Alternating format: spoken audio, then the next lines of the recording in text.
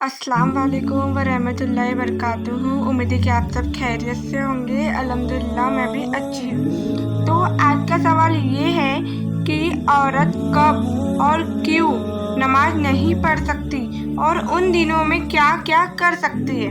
तो चलो इसके बारे में हम डिटेल्स में जानते हैं। तो नंबर 1, हैज यानी कि पीरियड। मतलब हैज उस खून को कहते हैं जो औरत के बच्चे की जगह से हर महीने नेचुरली आता है।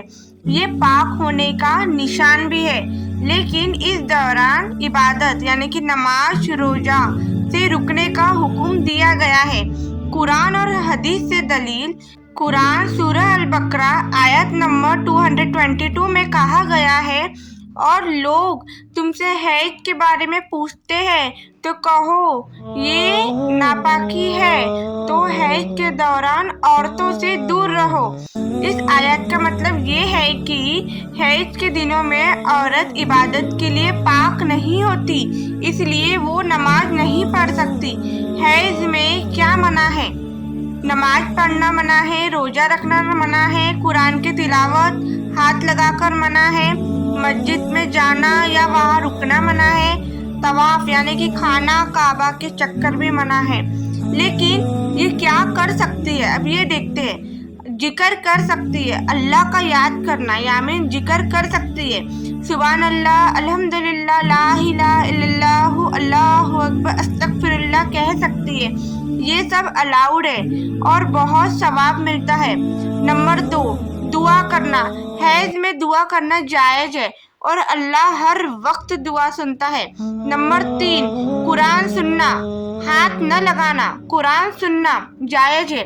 मोबाइल या सुनकर कुरान सुन सकती है, पर हाथ से कुरान की किताब नहीं पकड़ना। दीनी मालूमात लेना, तफसीर, हदीस, इस्लामिक लेक्चर्स या दीन का इल्म सीखना बिल्कुल जायज है। नंबर 2, निफास। बच्चे के जन्म के बाद का खून, मतलब बच्चे के पैदा होने के बाद जो खून निकलता है उसे निफास कहते हैं। इस वक्त में भी औरत पाक नहीं होती, इसलिए नमाज और रोज़ा दोनों मना है। निफास का वक्त आम तौर पर 40 दिन तक होता है। अगर 40 दिन से पहले खून रुक जाए तो औरत गुस्ल करके नमाज शुरू कर सकती है। नंबर 3, गुस्ल पाक होने के बाद। जब भी हैज का खून रुक जाए या निफास का खून रुक जाए तो औरत को गुस्ल पाकी करना फर्ज होता है।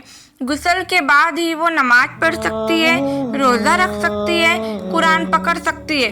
गुस्ल का तरीका, नियत, इरादा, मैं पाक होने के लिए गुस्ल कर रही हूँ। हाथ और बदन को साफ करना, वुजू करना जैसे नमाज के लिए। पानी से पूरा बदन 3 बार धोना, जिस्म का एक भी हिस्सा सूखा ना रहे, बाल तक पानी पहुंचना चाहिए। उसके बाद औरत पाक हो जाती है और नमाज व रोज़ा फर्ज हो जाते हैं। नंबर 4, हैज में कज़ा का हुक्म। नमाज कज़ा नहीं करनी, मतलब जिन दिनों में पीरियड्स थे उन दिनों की नमाज बाद में पूरी नहीं करनी होती है। रोज़ा कज़ा करनी होती है। रमज़ान में अगर पीरियड्स आए थे तो उन दिनों के रोज़े बाद में पूरे करने होते हैं। अल्लाह हाफिज़।